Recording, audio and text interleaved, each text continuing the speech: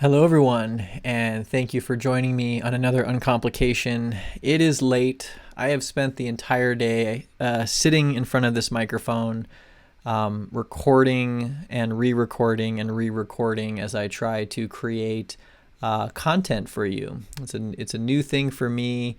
I have a lot that I want to say, and I also have a strong desire to only put in front of you what I think is worthy of your time. And I have some videos coming out that I think you will enjoy, things that help put the crypto space in a broader perspective, bringing us out of just the daily price action of Bitcoin and helping us see this bigger picture that I think is really exciting. And I wanted to put out this little video. Again, it's late. I'm a little loopy, but there's been a concept rattling around in my brain all week, and I wanted to share it with you. And that is this idea of the greater fool theory. In markets, there is a concept that regardless of how overpriced an asset is, you can make money with it because there will always be a greater fool coming in behind you that will be willing to pay more for that overpriced asset.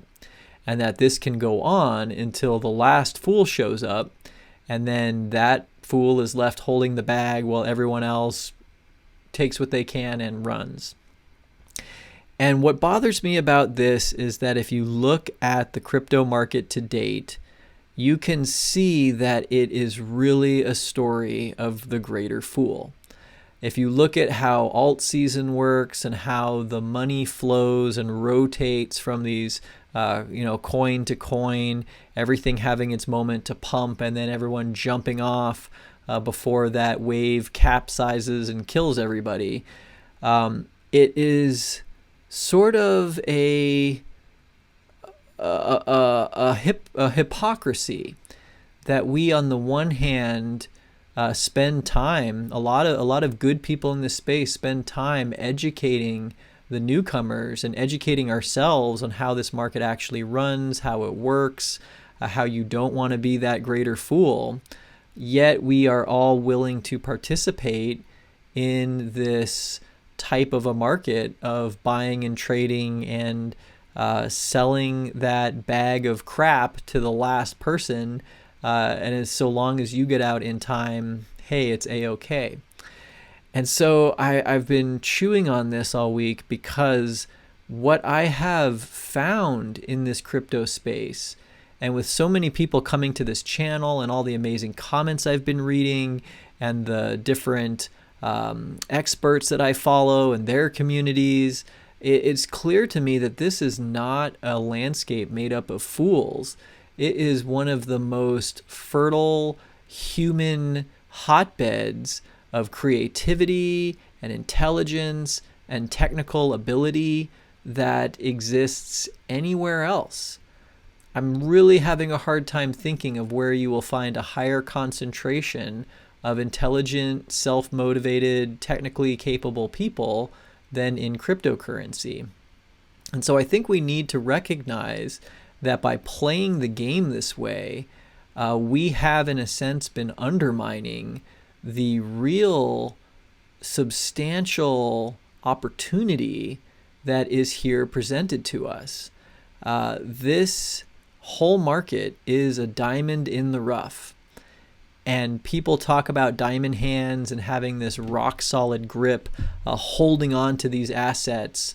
But in my experience, I have seen very few individuals, myself included, who are able to maintain those diamond hands when at the same time we're all playing hot potato and we're all participating in this market of greater fools. And so what this makes me think and feel is that with this year's bull run in particular, and the fact that we had that parabolic greed cut short with a manipulation and a Wyckoff distribution that created a different shape to this market, that we, in a sense, have been handed this gift that we can pause we can say what the hell just happened, and we can find this community together in a new context at a crossroads where we can decide whether we want to just jump back into that same madness of disinformation, of pumping and dumping, of trying to hand your bag to the next fool so that you can make your little shred of money and hope that you don't get burned. Or if there is the possibility for us to focus our attention not so much on just the greed aspect of this market, but on the fundamental, exciting reality that this is a new space that we are moving into and that we have the opportunity to make a land grab in. Think about it like Manhattan Island before there were buildings there. To have our little part of that real estate before everyone else tries to move in is a powerful place to be. We look at the whales and the big operators and we, kind of grumble and say, well, that's just the way it is, without recognizing that we ourselves are a huge force. And that prior to the scaring of the market and the capitulation that drove everybody else out, there might have been more ownership of Bitcoin in wallets held by regular people before it was scared out of them and driven back down to be reaccumulated. And so, if anything, I guess what I'm trying to say here is that what I most hope to see and what I most hope to be a part of promoting is this idea that we are neighbors together in a brand new frontier, and that our duty as individuals who have experience and knowledge in this space is to share that with our friends and family and with the stranger waiting behind you in line, that if we can get out of that fever and that greed cycle, we might actually be able to stabilize this market such that it becomes a solid long-term foundation on which we can together build a better financial future. And so, I'm kind of ranting here, and I feel like on some level it all just becomes words and fluff in the ether. But I hope that there's some thread that you are picking up on, that we have the opportunity right now. The choice is ours, and it's really ours to lose, whether we want to go back into this kind of fevered bull run, even if it picks up again, or if we have the strength as a community to change the narrative, to not look so much at this one market cycle and the opportunity here for people to just rush in and have these crazy exponential gains, and then everybody jumps out before it all crashes down, and instead be sharing these concepts of true ownership and of supporting real projects with real people, real development timelines, real applications, the things in this world that we actually want to see.